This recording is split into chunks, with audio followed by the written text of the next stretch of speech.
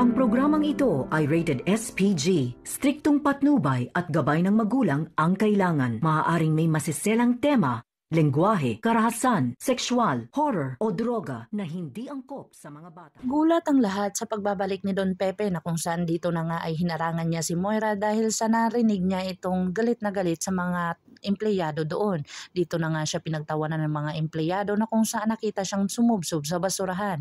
At agad-agad naman itong rumesbak ang mga tauhan ni Don Pepe na kung saan hinawakan itong si Moira. Dito na nang hingi ng gunting itong si Don Pepe at talagang sinubukan niya si Moira na gugupitin ang dila nito. Dito na nga takot na takot si Moira at talagang akala niya gugupitin ni Don Pepe ang kanyang dila na kung saan alam naman niya ang katotohanan na tinulak niya si Dr. RJ Tanyag. At talagang gaganti ito si Don Pepe sa lahat ng mga ginagawa ni Moira na kung saan ginok niya lang si Moira at sinubukan niya lang ito. At dito na nga ay pinagtawanan siya ng kanyang mga aplikante na kung saan wala siyang magawa at umalis na lang dito.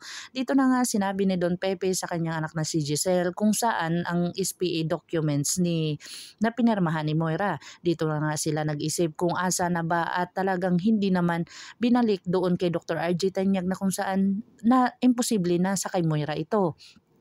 Dito na nga si Zoe ay sinabi niya sa kanyang ina na nakita niya si Don Pepe na kung saan talagang revenge na mangyayari ito. Dito na nga sinabi ni Zoe na talagang gagawa ng paraan ng kanyang ina para ito ay mapigilan na kung saan babawiin na sa kanya ang SPA ng Apex Medical Center. At dito na nga ay nag-isip si Moira na kukunin niya doon sa bahay nila ang mga dokumento para hindi ito makita ni RJ Tanyag at talagang maagapan pa niya ito at maritoke pa niya bago ito makita ni Dr. RJ. Pumunta na nga siya sa bahay nila na kung saan hindi siya pinapasok ng maid na kung saan pumasok talaga siya. Nakuha niya ang mga dokumento at kung saan hindi niya inaasahang dumating si Giselle.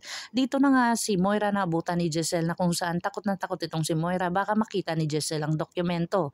Kinuha ni Giselle ang dokumento para hindi ito makalabas si Moira na kung saan talagang hindi na ba talaga magiging mapa sa kanya itong Apex Medical Center o kung talagang mababawi na dito ni Dr. RJ Tanyag.